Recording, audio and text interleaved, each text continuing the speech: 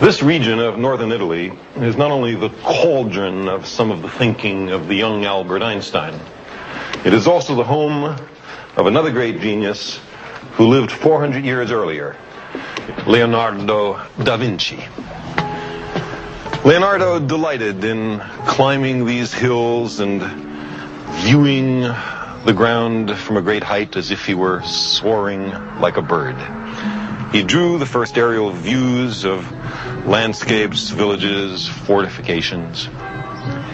I've been talking about Einstein in and around this town of Vinci, in which Leonardo grew up. Einstein greatly respected Leonardo, and their spirits, in some sense, inhabit this countryside still.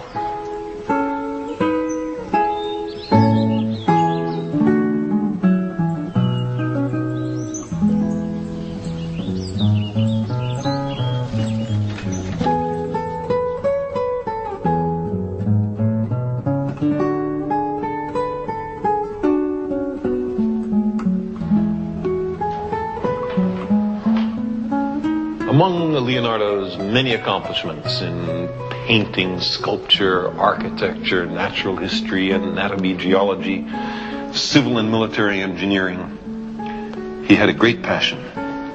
He wished to construct a machine which would fly.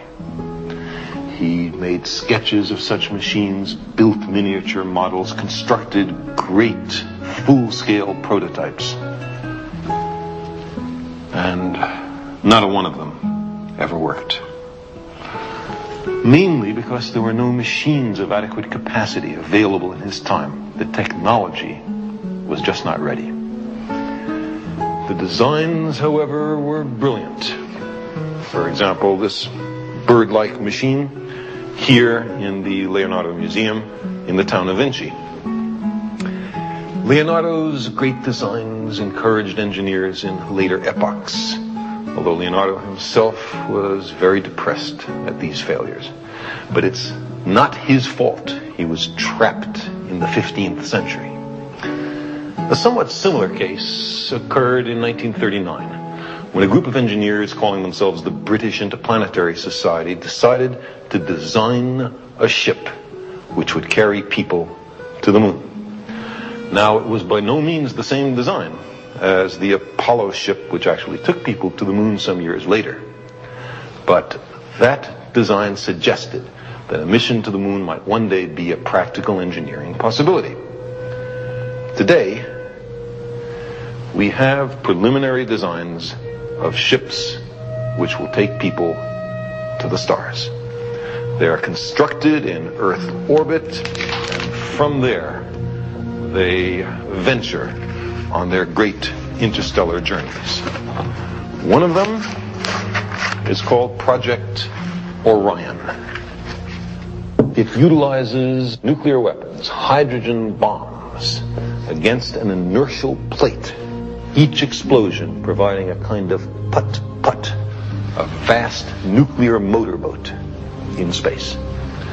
Orion seems entirely practical and was under serious development in the United States until the signing of the international treaty forbidding nuclear weapons explosions in space. Personally, the Orion starship is the best use of nuclear weapons I can think of, provided the ships don't depart from very near the Earth.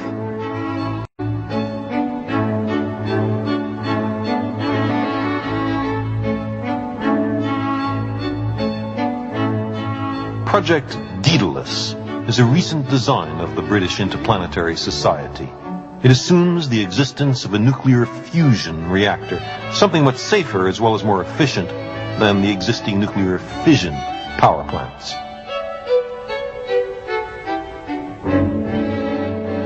We do not yet have fusion reactors. One day, quite soon, we may.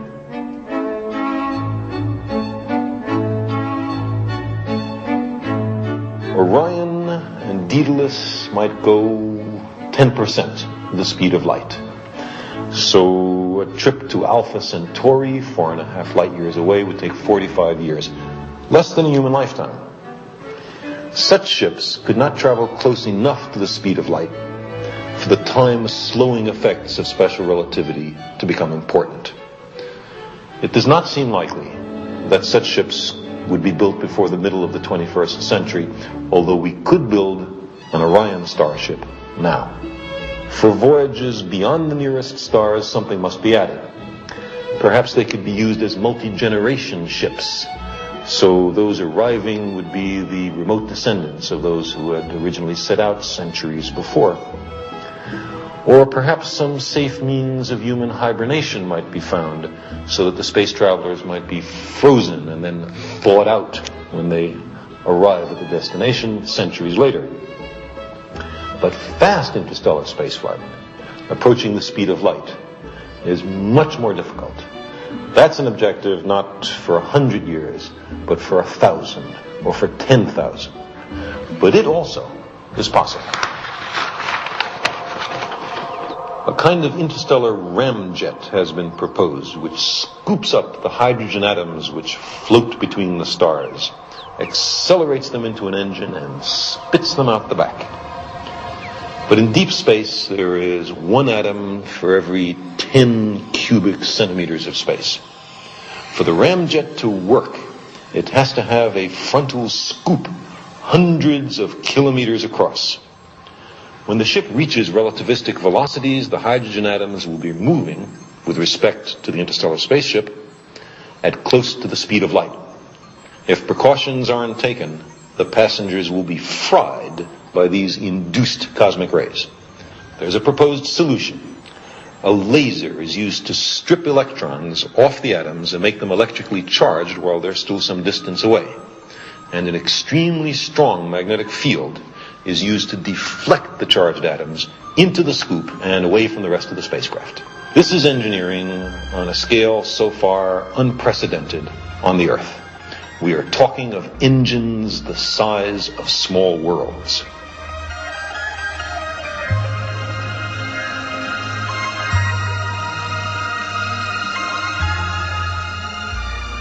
Suppose that the spacecraft is designed to accelerate at 1g, so we'd be comfortable aboard it.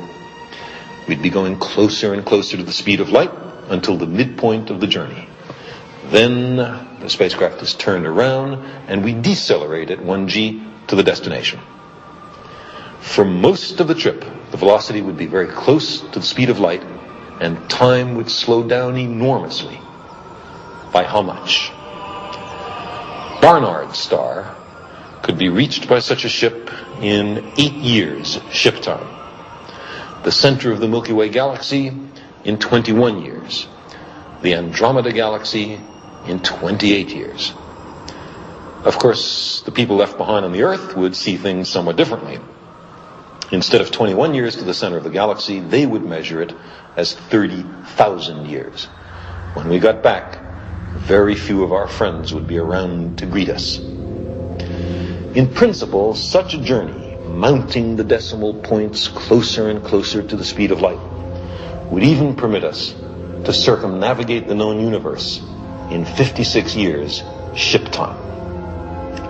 We would return tens of billions of years in the far future, with the Earth a charred cinder and the sun dead. Relativistic spaceflight makes the universe accessible to advanced civilizations, but only to those who go on the journey, not to those who stay home. These designs are probably further from the actual interstellar spacecraft of the future than Leonardo's models are from the supersonic transports of the present.